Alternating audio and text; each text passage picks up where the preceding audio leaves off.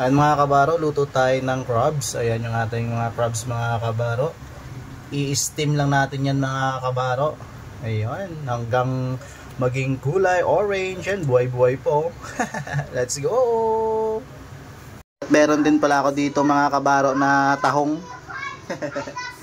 Ayan mga kabaro, tahong din mga kabaro. At gising na yung aking dalawang chikiting, maingay na.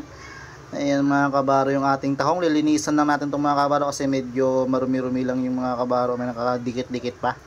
Pero lilinisan natin yan. Ayan. Let's go! Ayan mga kabaro, nalinisan na nga natin yung ating tahong mga kabaro. Ayan. Ayun. Let's go. Pwede na siyang sabawan.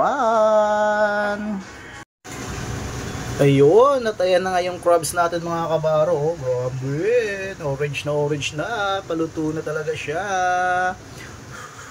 Mausok lang mga kabaro. Ayun no. Let's go.